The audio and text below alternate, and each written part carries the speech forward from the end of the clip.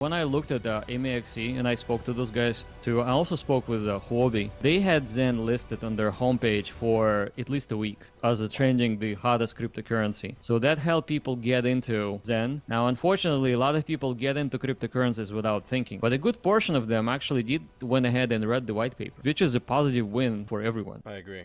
I absolutely agree. And, you know, being on the front page of any exchange, I think, is super bullish and could absolutely help pump the price. Because people eventually figure it out, like, oh, okay, what is this thing? Oh, I can mint it for free, or I could trade it in the centralized exchange. I mean, you know, options start opening up. Yeah, well, I think, if somebody lost $100 just getting into it blindly, and then they learned the lesson that maybe they should read the white paper, that's a lesson in itself. People should learn about proper way to do research. Now, I'm not saying that it was done maliciously. It just happens. So new stuff comes out, it's new and shiny, people jump into it, but they really shouldn't. And we on our team, we never said that you should go ahead and buy it. We said you should mint it, you should explore it, you should play with the web app. And I think on day one of Zen release, we have 20,000 people per second coming into the website. So they were not coming to the centralized exchanges. They were coming to Zen.network. And that's awesome. That's crazy. That's wild. Yeah. I think about the fact that, you know, Zen is on some centralized exchanges, and what is that going to do for X1? Well, if those exchanges already have Zen and they see that X1 is out, they can't get it by buying a bunch of it, can they? I mean, they're going to have to burn their large portion of Zen as well.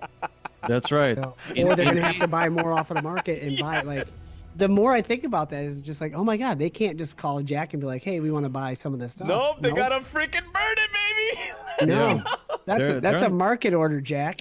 That's right. They're not getting allocation from us. So if they want to list it and they want to get it, they have to get it from the community, which is positive for the community overall. And I think the main difference how we are launching this project is that we're going to have X1 token trading on Ethereum first. We want the auction cycles to be 3 years. And the reason why we want it to be 3 years, and when I say 3 years, this is the distribution time. So I know you mentioned cryptokindness, you have your Zen potentially coming in 400 days. And that's maybe a lot of Zen. In 400 days, it's going to be 1 year and 50 days. You still will be even before the midpoint of a period for the distribution of X1 to be over, which means you have full capability as a Zenian to make a choice should you get into X1 or not. So it's not like something that comes up this next month and then it's over. And that's how a lot of airdrops and how a lot of ICOs are done. Everything is sold quickly, and guess what? Who is selling? It's usually the investors who are selling on top of your head. Yeah. And that's not cool. What we're doing differently is that we're gonna, if we raise money, and I think we will, we're gonna make sure that those investors are locked up for a period of time, so they're not the market makers for the Zenians, should the Zenians decide to buy it. But ultimately, Zenians do not need to buy it. All they need to do is burn a little bit of Zen and participate in an auction process to get their X1, which makes it fair. So question on that, the distribution phase or the auction phase, and maybe they're the same, maybe they're different. Does that begin at testnet launch?